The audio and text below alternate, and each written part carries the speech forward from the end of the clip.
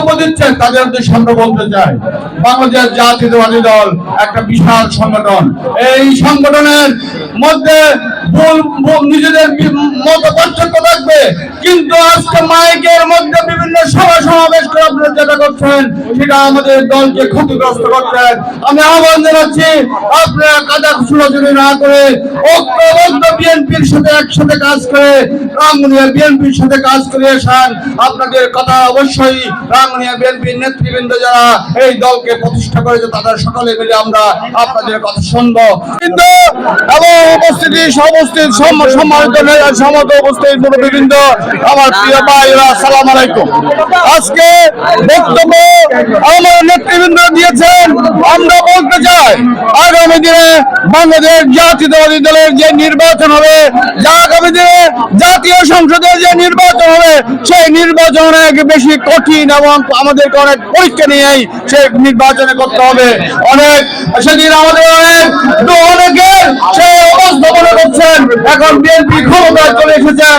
আপনারা ভুলে যাচ্ছেন বাংলাদেশ জাতীয়তাবাদী দলের ভারপ্রাপ্ত চেয়ারম্যান তারেক রহমান সাহেব আপনাদেরকে বলেছে আগামী জাতীয় সংসদ নির্বাচন অতীতের সকল নির্বাচনের চেয়ে অনেক কঠিন হবে। কারণ জাতীয়তাবাদী দলের যেহেতু মনে করছেন আপনারা সরকারে যাবে, সেই জন্য জাতীয়তাবাদী দলকে সরকারে না আসার জন্য আজকে ষড়যন্ত্র হচ্ছে।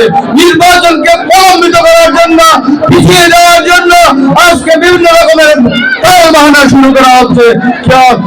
আমরা বলতে চাই, আজকে সংস্কারের পর্যায়ে সংস্কার চলবে। আবার নির্বাচনের প্রক্রিয়াটা আগামী ডিসেম্বরের মধ্যে যাতে জাতীয় সংসদের নির্বাচন অনুষ্ঠিত হয়, সেই হিসেবে আমাদেরকে কাজ করতে হবে, অন্তর্বর্তী সরকারকে কাজ করতে হবে। আমরা বলতে চাই, এই জাতীয়তাবাদী দলের উদ্দেশ্যে যারা রাঙ্গুনিয়া বিভিন্ন বক্তব্য দিচ্ছেন তাদের উদ্দেশ্যে আমরা বলতে চাই, বাংলাদেশ জাতীয়তাবাদী দল একটা বিশাল সংগঠন। এই সংগঠনের মধ্যে নিজেদের মত পার্থক্য থাকবে, কিন্তু আজকে মাইকের মধ্যে বিভিন্ন সভা সমাবেশ করে আপনারা যেটা করছেন সেটা আমাদের দলকে ক্ষতিগ্রস্ত করছেন।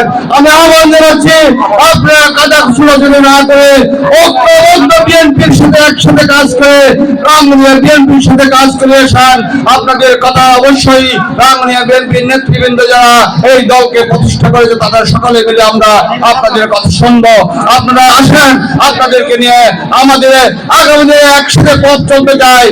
খান্দা ছোড়াছুড়ি না করে যদি করেন অনেক বেশি সাপ কিছু বলতে সাপ উঠে যাবে। তাই আমি আপনাদেরকে বেশি না বলিয়ে আমি আমার সংক্ষিপ্ত বক্তব্য এখানে শেষ করছি। ইফতার শুরু হয়ে গেছে, তাই সবাইকে ধন্যবাদ জানিয়ে আমার সংক্ষিপ্ত বক্তব্য বাংলাদেশ জিন্দাবাদ, বাংলাদেশ জাতীয়তাবাদী দল জিন্দাবাদ, ধন্যবাদ। আসসালামু আলাইকুম।